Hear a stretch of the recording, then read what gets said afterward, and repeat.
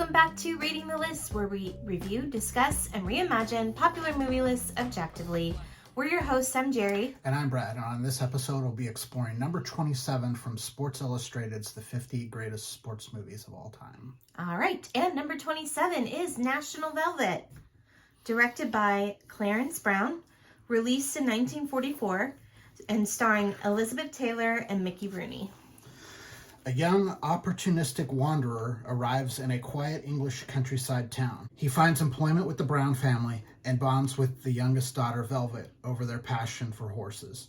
After winning a spirited steed named Pie in a town lottery, the duo train the horse for the Grand National, England's greatest racing event.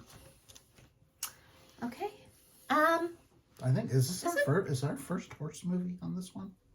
No, we've done, was that one? Yeah, the Australian one? Far Lap. Far Lap. That's right. Yes. I thought this was actually pretty good. It was pretty good. I had seen this many years ago, like really long time ago, probably like 40 years ago, like on TV or something with my sister, because it's got horses. But I don't remember. I just didn't recall how young she was. So young, but she, you know what? She like carried the movie. Yeah, Mickey Rooney's really great too. He was really good. I mean, he was really good. The movie really boils down to their performances. Everyone else is perfectly capable and pretty good, but the two of them are just outstanding. Yeah, they really good. Play off each other really well, and I actually really liked her parents. Yeah. They were very loving to each other. Sometimes you see, you tend to watch movies and the parents, there's always something going on, but they were really, loved each other and wanted the best for her and her family. And all their disagreements were really kind of around that. They were more philosophical than anything else. Like, right. Her mom was kind of like, coming at it from a woman of her time where it's like, if I don't let her have this drink, this might be her only shot to be able to go out and, reach her dream. Do what she wants to do. Because once she gets married, this is what the life is. And she wasn't really necessarily complaining about the life that she had, but just I didn't get to do that, and I'm not going to take that away from my daughter. I'm not going to trash her. Whether she wins or loses or whatever, I need to give her the opportunity to see this through. Yeah, it was good. It was a really good, unique story, which I liked. And the only problem I had with it was some of the story devices that they used to make things happen. Like, the winning the horse in this weird lottery because the horse is, it's running amok in the town and stuff like that. That was a little far-fetched for me. Yeah, that's true. Who's gonna give away a horse like that, Well, I mean, I guess he kind of had to pay off his debts, because remember, the horse kind of rampages through the town. Oh, that's right. It's like twice. Doesn't he do it twice? Yeah, it's like the horse version of Godzilla. He just crashes through the town. Yeah, it's really good performances, really interesting story. It still holds up. The film itself is very colorful and very lively. Yeah, it definitely looks like it's been restored. It looks really good. Yeah, it looked really good. Young Angela Lansbury is in this movie. Yeah, she plays the one of the older sisters, and we were like, hold on a second, that's Angela Lansbury. Yeah, I'm not used to seeing. I'm not even used to seeing her as just a young woman, or even a middle-aged woman. I mean, we're so used to her seeing her as Jessica. Yeah, I'm so used to Murder, She Wrote. So seeing her in something else, you're like, okay. Yeah, and she was 19 at the time she filmed the movie. And I think that's about what the age that she's playing. She's playing slightly younger than that, maybe 17 or 18. Yeah, but she looked good. She did a great job as well. She had pretty small part. Yeah, pretty small part, but still significant. There was a couple of things that threw me off in this movie, and one of them was through Velvet's excitement for horse racing. When she couldn't be on a horse, she would reenact being on a horse. Yeah. And it was really sexual in a way, really like sexual innuendo, and that kind of was like, what? She's like 12. Like, why are they? Ugh. Yeah, I think the thing that threw me off the most, and I didn't realize it until we were probably like, maybe like almost a half an hour into the movie, is that this takes place in England, because no one is speaking with an accent. No. Like, no one has like an English accent in this movie. It's really strange. Well, she does, doesn't she?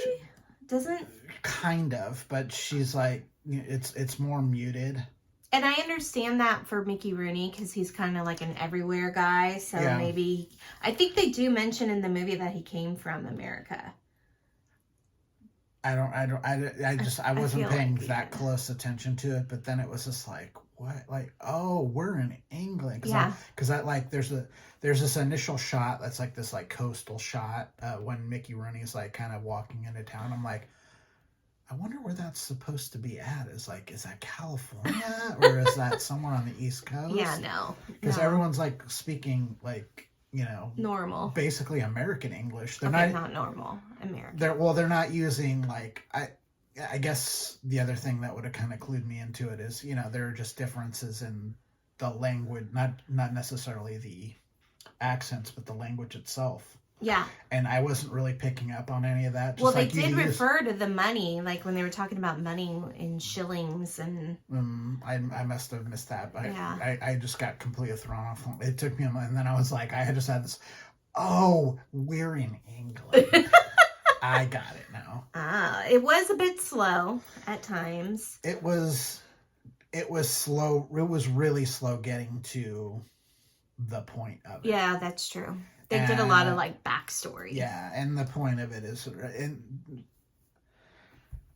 that was the other thing, is like quite figuring out what the story that they really were trying to tell. Was it really about the little girl, or was it about the horse, or was it about Mickey Rooney's kind of journey? It's hard. Like, they were telling a lot of different stories, and it was really hard to tell which one they felt was the main crux of the story. I mean, most movies have multiple storylines going on, but in this one, like, there are a couple that were pretty prominent, and I don't know exactly which one they really felt that they were telling. Yeah, that's a good point.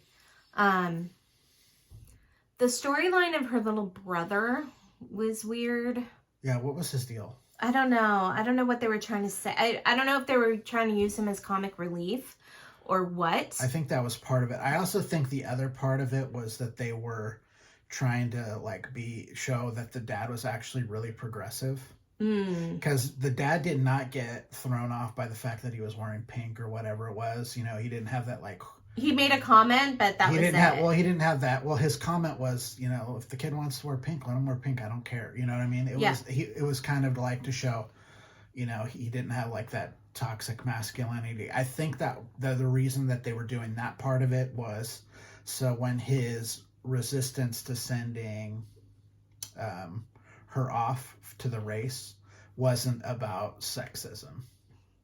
Well, I think that's what they were trying to do. I don't know if that's what they were actually I don't think doing. It was, because she actually wasn't supposed to be the jockey, remember? Yeah, but I mean, I just think he was just worried about setting the expectation or whatever and that kind of thing. So I think that's kind of what they're setting up, is dad's actually a pretty decent dude. Yeah, that's why I really liked the parents. Yeah, he's not doing this because, she's a girl, blah, blah, blah. He wasn't doing it because of that. It was more about genuine parental concern.